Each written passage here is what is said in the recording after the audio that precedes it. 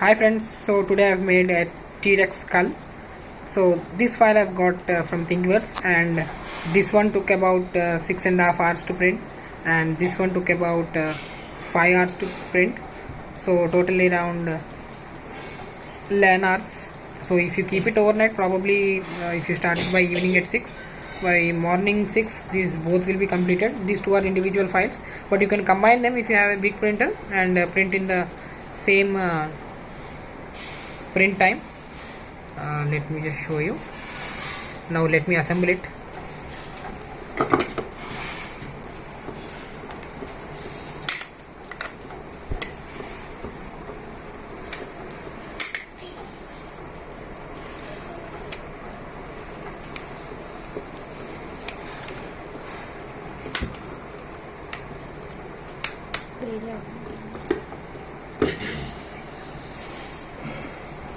So this is the completed Trex.